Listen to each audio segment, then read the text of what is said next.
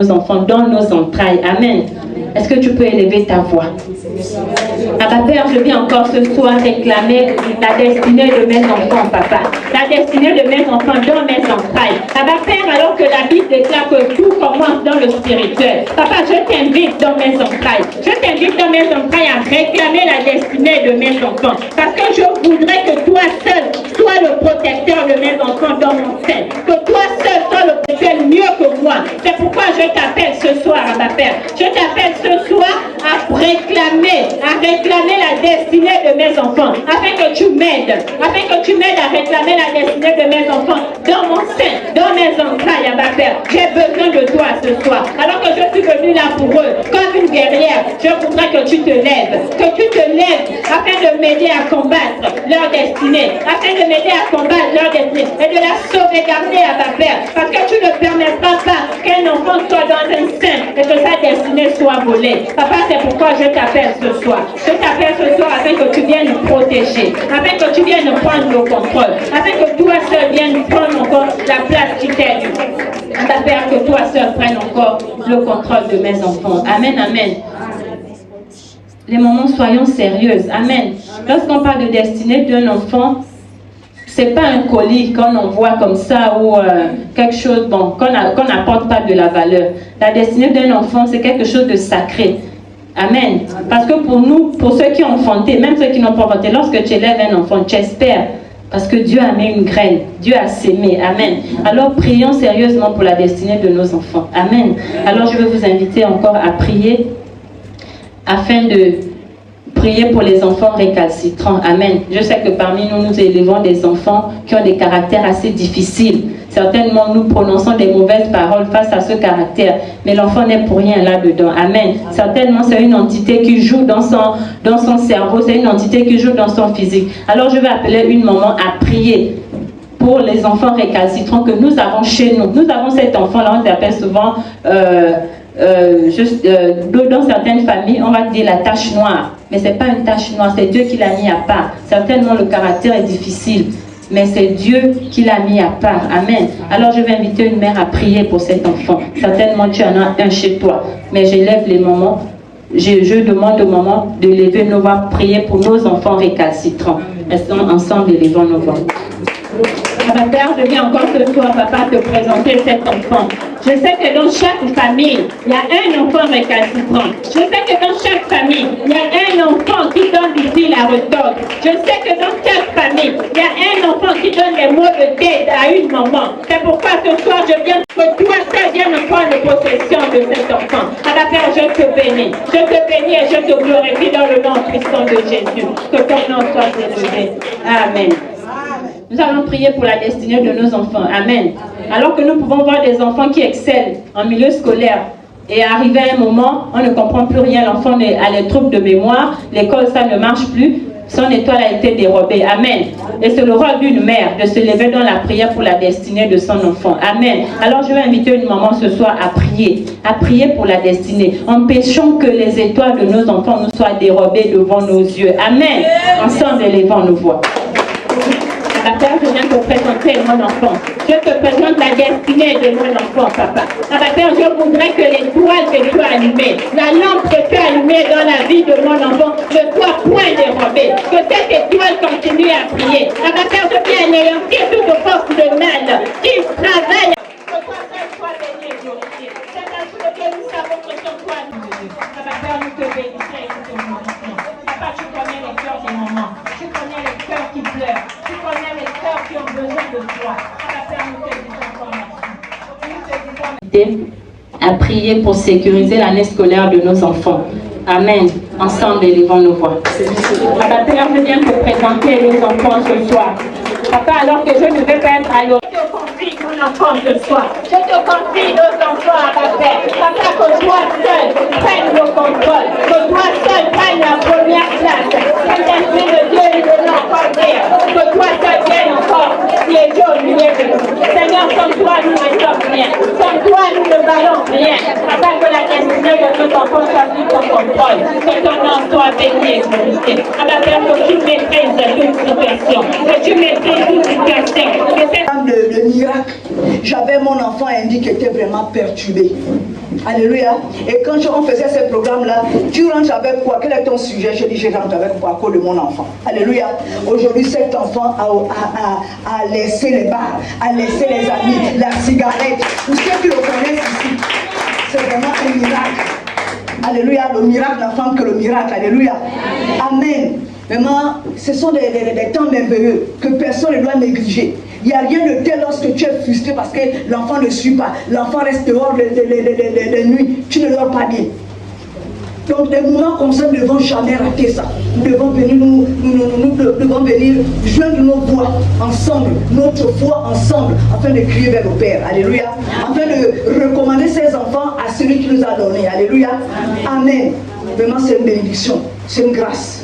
C'est ce que je voulais dire. Vraiment, c'est une grâce. Vraiment, ce moment, je suis vraiment heureuse de voir que cet temps se tient ici. Alléluia. Ce n'est pas en vain. Dieu ne sait pas faire les choses par hasard. Le hasard, c'est nous. Alléluia. C'est quelque chose de bon que Dieu fait ce soir dans ce ministère. Alors, je rends grâce à Dieu. Je rends grâce à Dieu pour sa servante qu'il a utilisée depuis des années. On se connaît depuis 2009. Alléluia. Et vraiment, j'ai assisté à beaucoup de ces programmes. Alléluia. Avant que je sois le ministère. C'est quelqu'un que Dieu utilise.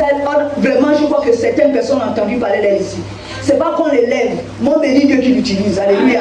Il ne faut jamais être jalouse de ce que Dieu utilise quelqu'un. Alléluia. C'est bien d'élever notre que tous sont élèves un jour. Alléluia. Amen. Alors on va acclamer le Seigneur. Alors nous allons encore écouter, nous allons nous lever, nous allons l'acclamer. On va l'acclamer. Et porter une vision et amener cette vision à terre. On acclame la révérence. Alléluia.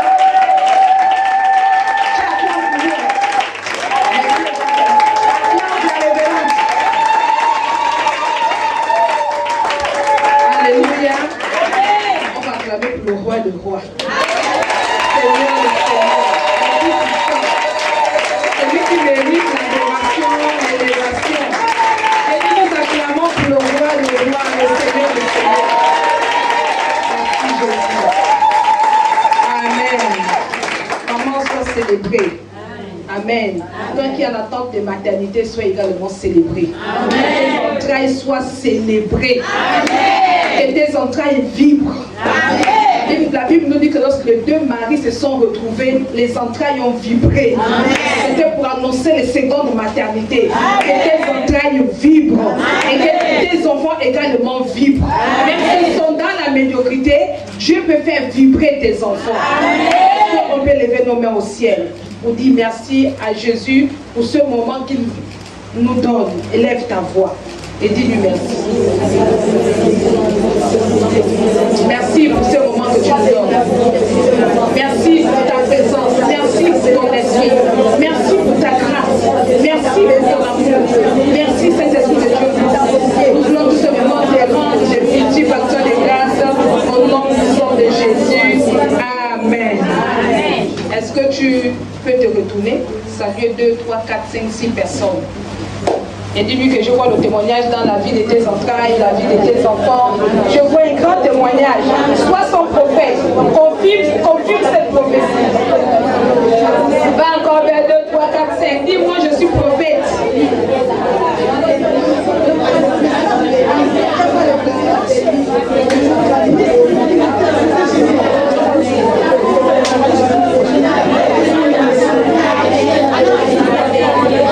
Est-ce que tu ne vois pas le témoignage dans sa vie? Il faut lui dire. Il se peut qu'elle vous dis ça, que je vois le témoignage.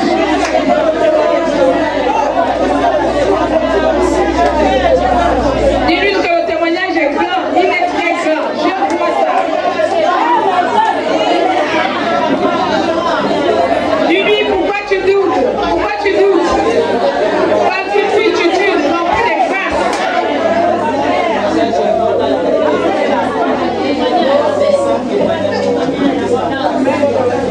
Amen. Vous savez, le corps du chrétien, c'est le fait qu'on répète tout le temps ces mots au sein de nos assemblées qu'on a l'impression que c'est rien. On est habitué à ça.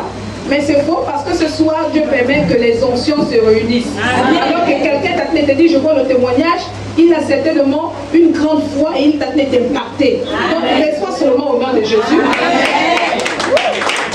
C'est un témoignage. Amen. Est-ce qu'on peut s'asseoir? Bonsoir les mamans. Bonsoir. Je suis heureuse de vous voir. Et par ma voix, l'éveil lumière demande pardon. Ça fait plus de 7 mois que l'éveil lumière ne s'est pas tenu.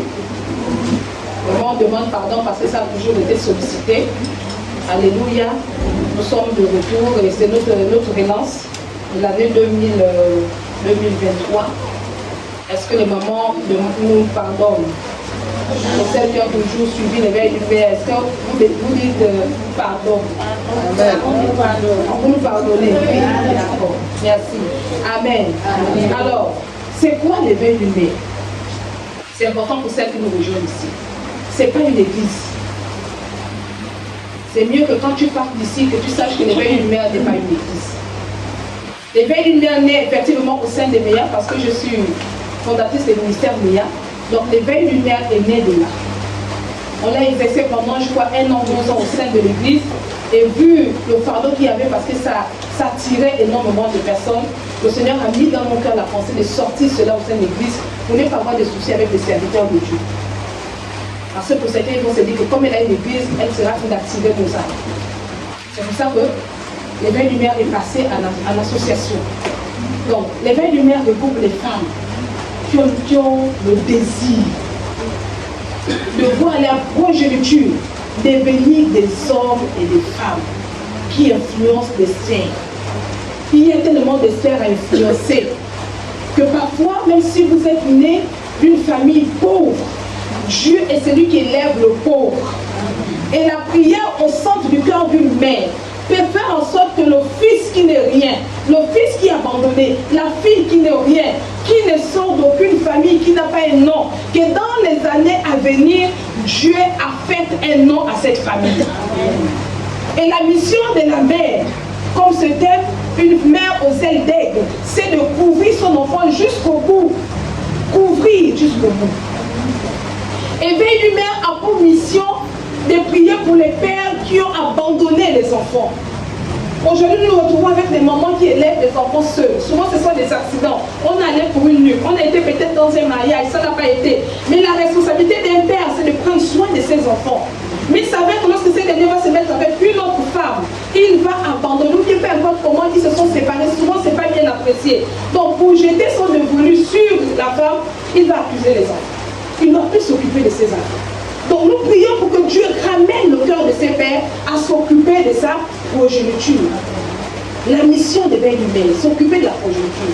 La mission d'éveil d'une mère, c'est de prier pour les entrailles, réclamer, parce que nous parlons d'entrailles, l'enfant vient dans les entrailles d'une femme. Donc nous réclamons les entrailles d'une femme, celle qui est en quête de maternité, celle qui n'a pas encore conçu d'enfant. Donc lorsque tu as l'éveil d'une mère, nous prions pour que tu enfantes.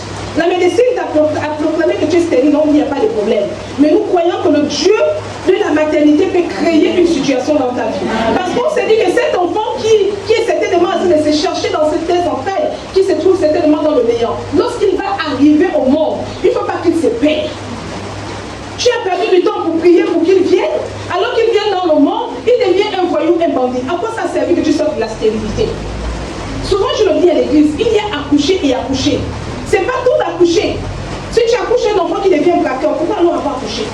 Si tu accouches un enfant qui te viole, pourquoi avoir accouché? Parce que lorsqu'on accouche un enfant, la Bible nous dit que les enfants sont la couronne de père. Donc lorsque tu accouches un enfant, c'est pour que tes perles soient comptées. Les perles sur ta tête doivent être comptées. Mais aujourd'hui, combien de femmes portent les perles de leurs enfants? Les enfants, pour certains, deviennent la honte de la société. Donc l'éveil d'une mère, c'est pardon, tourne vers ces optiques de telle sorte que les enfants qui naissent de nous, les enfants qui sortent de nos entrailles, puissent être célébrés un jour. Même si je ne suis plus de ce monde, que mon enfant soit aimé. Qu'il soit ce que Dieu a décidé qu'il soit. Parce que les hôtels des familles ont décidé. Parce que le diable a décidé. Parce qu'en dehors de la sorcellerie qui se trouve dans les familles, vous seriez d'accord avec moi que les rencontres, les connexions influencent négativement nos enfants. Imagine une femme qui a souffert avec ses enfants, qui a eu peut-être un seul enfant, 2 enfants, qui a eu des difficultés. Et cette fille-là, ou bien cet enfant va aller se marier l'étranger et l'étranger va être traité de sorcière. À quoi ça sert cette souffrance? Donc, éveille une mère, veille sur la progéniture du lendemain. On veille sur la conjoncture du lendemain. Donc nous nous retrouvons ici juste pour prier pour tous ces sujets qui sont donnés. Nous veillons sur notre conjoncture du lendemain. Mon fils, il va dans le mariage, oui. Mais lorsqu'il va dans le mariage, cette femme ne doit pas faire en sorte qu'il m'oublie. Cette épouse ne doit pas faire en sorte qu'il m'oublie. Je ne veux pas m'imposer dans leur foyer, mais je reste la mère. Aujourd'hui, nous vivons des situations où les mères sont effacées. Les pères sont effacés. Pourquoi? Parce que l'enfant s'est mis avec quoi? Une insensée. Donc nous prions pour réclamer la destinée de nos enfants. Alléluia. Donc si tu es là pour réclamer la destinée de tes enfants, si tu es là c'est pour réclamer tes entrailles. Certainement dans tes entrailles, il y a un qui est à train d'arriver, mais c'est un roi qui est à train d'arriver. La Bible nous dit que Marie étant enceinte, le monde des ténèbres savait déjà de qui il s'agissait dans le ventre de Marie.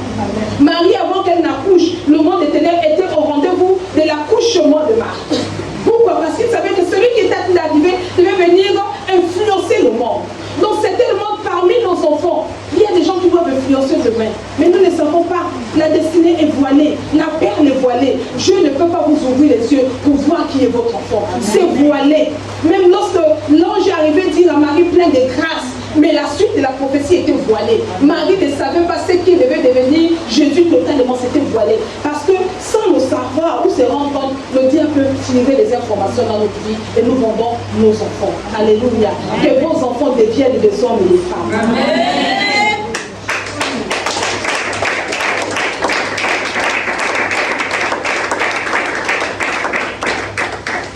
Que vos enfants deviennent des hommes et des femmes.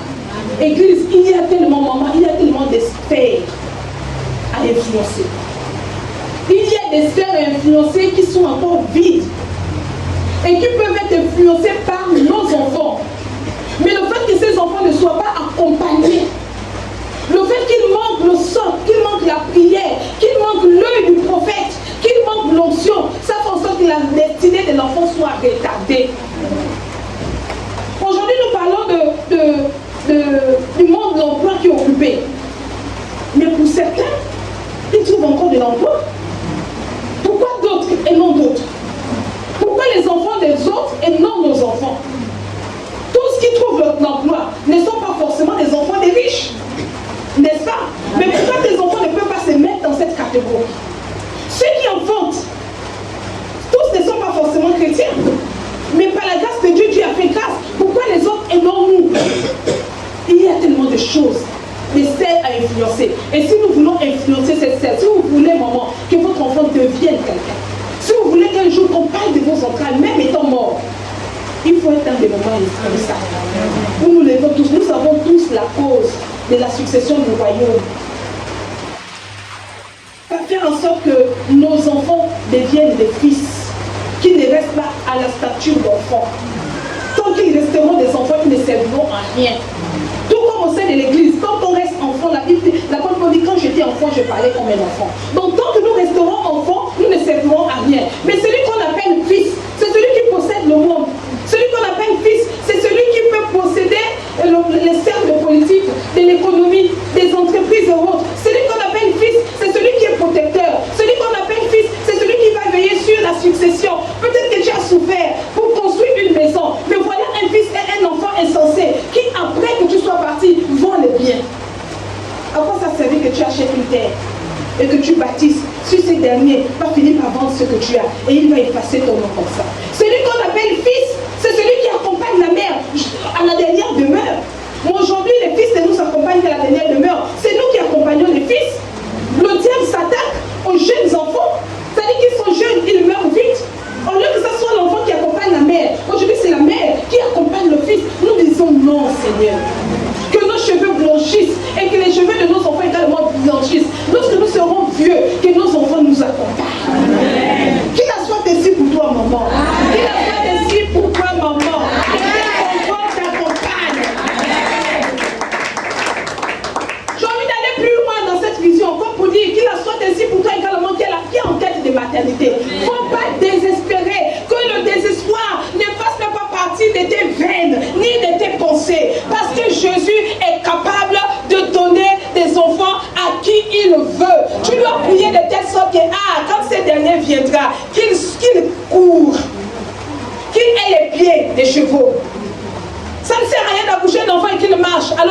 en retard, qu'il court. Mon beau-père a eu du retard pour épouser, pour avoir des enfants. Il a pris la première femme. La première était stérile. La deuxième stérile. La troisième stérile. Et là, tout le monde au sein du quartier est appelé le traité d'un homme stérile. Et c'est le démarrage du village. Ça fait mal à sa famille, à son père et sa mère. Ils l'ont appelé, ils ont dit que va dans la maison là, cette jeune fille-là, qui n'a pas encore de seins, qui n'a pas encore de menstrues, tu vas l'épouser. Donc ils ont pris ma belle-mère, elle n'avait pas encore de seins. Elle n'avait pas encore ses menstrues, ils ont fait rentrer, ils ont donné la dot, elle est partie avec mon beau-père, qui était âgé. Lorsqu'elle a eu ce menstrues entre ses mains, voilà le couple s'est formé, elle est tombée enceinte de son premier fils qui est mort. Mais il était très âgé. Il a eu le temps de voir mon époux vieillir, devenir un homme, travailler, manger. Quelqu'un me suit? Manger. Donc l'âge n'est pas un obstacle pour Dieu. Amen. Cet homme qui a fait l'enfant autour de la cinquantaine, il a vu son premier fils, il a vu le deuxième, il a vu le troisième, il a vu le quatrième, et il a vu ses enfants se marier. Et je l'entendais dire, j'ai construit la maison et puis j'ai déménagé, je n'ai pas pu vivre dans ma première maison. Et là, il a construit une maison, après qu'il ait déménagé, il a construit une deuxième maison sur le nouveau terrain de la vache. C'est une maison en planche. Il dit, avec mon âge de la retraite, je vais construire une maison en dur, où on va monter, où on va me pleurer. Cet homme, avec son âge de la retraite, a construit sa grande maison en dur qu'il a laissée comme héritage. La grâce existe. Amen. Quelqu'un me suit, maman, si tu me suis, la grâce existe. Quelqu'un me dira, une maman me dira ce matin, cet après-midi, oui, nous prions dans nos églises pour ce sujet. Je me dis, nous sommes en mode poussé. Si français existe, j'ai envie de dire, poussez-moi. Nous voulons aller dans les profondeurs, profondeurs, profondeurs, profondeurs, parce que c'est la cause de tout. C'est la cause de tout. C'est la cause de tout. N'acceptez pas que le diable manipule votre progéniture. N'acceptez pas cela. J'ai vu mon fils qu'on appelle Docteur qui aujourd'hui à Marseille. Beaucoup de mamans et ses mamans catissent. Le diable l'a pris à l'âge de 15 ans, de 13 ans, 14 ans. Les boîtes de nuit ouvraient ici à Port-Gentil à l'époque, c'était 15 heures. Et il faisait partie de ceux-là qui, au lieu d'aller à l'école, allaient en boîte de nuit. Il mettait sa tenue dans le sac. Et ensuite, il allait en boîte de nuit, il venait. Tu prends l'oignon, tu le mets en classe, tu mets au lycée d'État. L'année prochaine, tu l'enlèves, tu mets au Delta. L'année prochaine, tu enlèves. Et puis mes parents disaient que pourquoi tu gaspilles l'argent pour dormir? Amen. Donia s'est jeté dans le champ, c'était un bel homme. Dans le champ, il mettait la vie comme lui. Non, c'est pas possible. Quand le diable court sur votre enfant, hé maman, tu as chaudé. Quand le diable s'attaque à ta progéniture, en fait, il s'est attaqué à toi. Le diable est à te mettre la honte sur ta tête. Il met la honte sur tes couleurs. Il met la honte sur ta progéniture. Il met la honte sur ton nom. Il met la honte. Et là, c'était le rendez-vous de la honte. Qu'est-ce qu'il va te donner pour rien? Oh, mais laisse. Oh, mais Peggy, laisse. Mais laisse. Mais comment laisser? J'ai appris, confie-toi à l'Éternel et il te donnera ce que ton cœur désire. Amen. Seigneur, c'est ma progéniture, c'est mon premier fils aîné. Amen. Comment un fils aîné va se trouver dans des milieux obscurs ainsi? C'est vrai qu'il y a la jeunesse, mais la scolarité, il ne peut pas t'en donner. Je fais de ça mon sujet de prière. J'ai fait des marches de prière avec la servante de Dieu. On a marché toutes les boîtes de nuit où il allait. Nous on marchait, on prend la terre là, on prie. Donc tu dois fermer à cause de l'Orient. Donc à cause de l'Orient, tu fermes. On a vu ces boîtes de nuit là être fermées. Et on avait des églises dans ces boîtes de nuit. Amen. À cause de la prière. Nous sommes arrivés dans des endroits où parce qu'il y avait des connexions. Vraiment quand le diable décide de connecter, et maman, quand le diable décide de connecter ton enfant, il va vraiment créer des connexions sataniques. Amen. Je vous imagine que cet enfant avait des connexions sataniques. Le type de personne vraiment qui ne peut même pas être avec lui. Mais quand vous voyez le genre d'enfant avec qui c'est banal, tu dis mais c'est pas possible. C'est pas pour dénigrer les relations. Mais il y a le type de relations quand vous voyez votre enfant, vous dites mais c'est pas possible. Comment tu te trouves avec telle fille? Comment tu te trouves? Tu sens que l'enfant est mangé. Mais c'est cet enfant. Des types de connexions bizarres, sataniques. Et où est-ce qu'ils vont se trouver? Dans un banja. C'est là où ça fume le champ. Dans un banja. Tu vas aller fumer le champ. Là où il y a les génies qui s'agitent. Là où il y a la sorcellerie, les initiations. C'est là où vous allez fumer le champ. Ils volent les téléphones, ils volent l'argent, ils veulent donner au père spirituel qui n'a appris à fumer le champ. Je l'ai fait taper à 2 reprises au niveau de la pêche. Ramper. Il vient, il continue. Un jour, on va me dire, arrête, cherche Dieu. Je commençais à chercher Dieu. Je ne sais pas combien de temps ça m'a pris, mais ça m'a pris. Ça m'a pris. Lorsqu'on venait d'ouvrir le... On voudrait rentrer en contact de cet enfant pour suivre cet enfant voleur, pour qu'il soit guéri. Alléluia. Voici plus ou moins comment on travaille au sein de l'éveil lumière. Donc on a besoin de la main de tout le monde. On prie, on suit, et chacun se trouve dans son église. Alléluia. L'éveil lumière, ce n'est pas que pour les chrétiens. Il y a des gens qui souffrent de l'eau. Il y a des mamans qui souffrent de l'eau. L'éveil lumière, c'est pour tout le monde. Amen. Est-ce que tu peux te lever ici?